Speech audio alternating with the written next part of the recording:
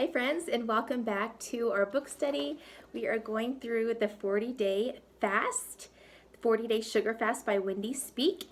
And today I'm going to be going over day 12 and 13, the devotion part of that.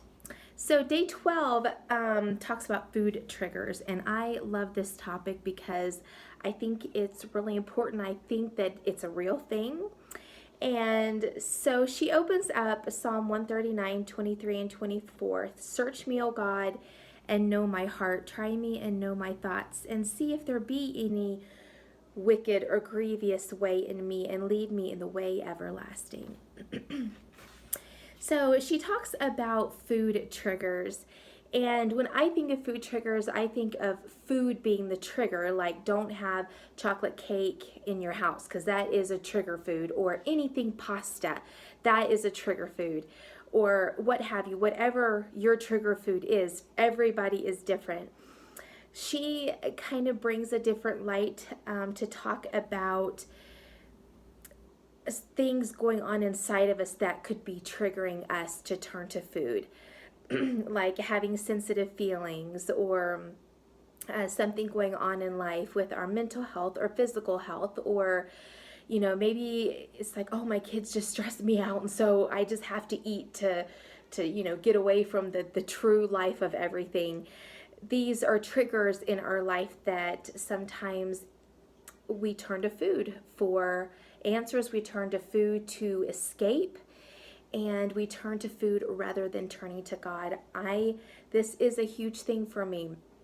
I have found when I was single, trying to manage my eating and my health seemed like it was so much more manageable because it was just me, and it was easy for me to just do what I wanted to do because I was cooking for myself and I could keep the things I wanted in the house.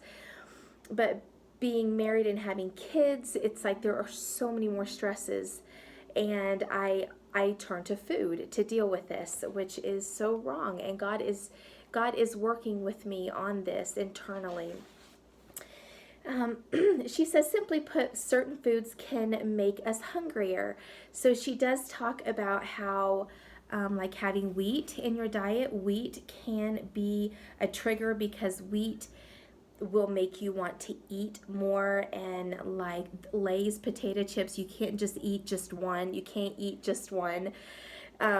Meaning certain foods, like once you have one, you almost can't stop. It's like, it says, simply put, certain foods make us hungrier. I'm reminded of the Lay's potato chip slogan that says, bet you can't eat just one. And that's what we're up against physically as we go into spiritual battle. Food is a physical spiritual warfare. So that is just some encouragement as we process these things and to see what triggers us. Is it my stressful environment?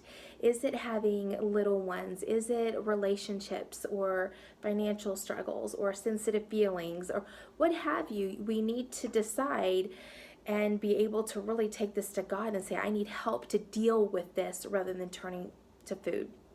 Day 13 is wait and worship.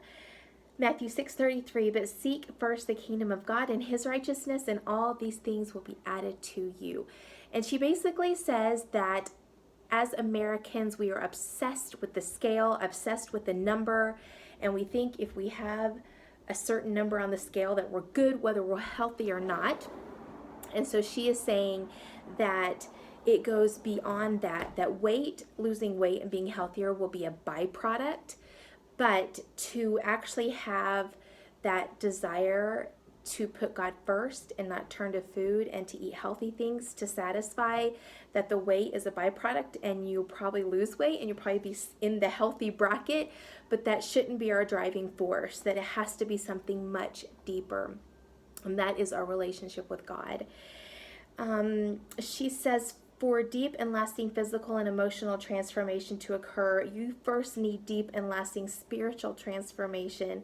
Matthew 6:33 makes it clear. When you turn your eyes first and foremost on God, everything else will fall into its rightful place.